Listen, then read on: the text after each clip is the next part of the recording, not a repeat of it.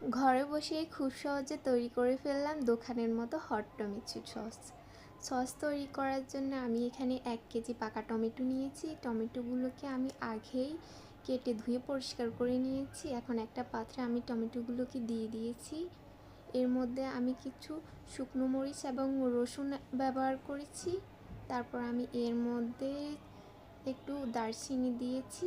আমার দারচিনি দেওয়া হয়ে গেলে এর মধ্যে আমি কিছু পানি দিব মূলত টমেটোটা সহজে সিদ্ধ হওয়ার জন্য।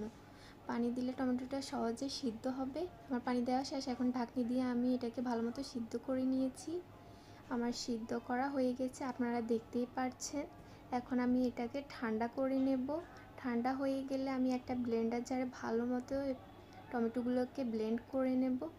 আমার ব্লেন্ড করা হয়ে গেছে, আপনারা দেখতেই পাচ্ছেন। এখন আমি একটা ছাঁকনির সাহায্যে মিশ্রণটাকে ছেঁকে নেব। ছেঁকে নিলে একটা সুন্দর কালার আসবে। আপনারা চাইলে ছাঁকতে পারেন, নাও ছাঁকতে পারেন। আমার ছাঁকা হয়ে গেছে। এখন একটা কড়াইয়ের মধ্যে সামান্য কিছু তেল নেব। তেলটা গরম হয়ে গেলে এর মধ্যে তেজপাতা আর এলাচি দিয়ে দিব ফোড়নের জন্য।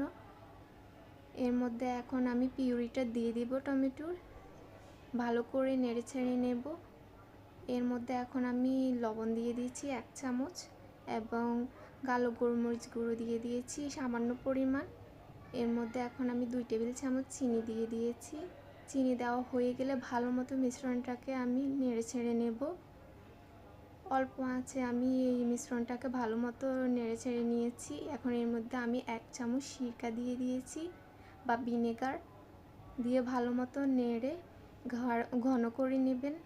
তৈরি হয়ে গেল আমাদের হোমমেড হট টমেটো সস। ভালো লাগলে ভিডিওতে একটা লাইক দিবেন অবশ্যই।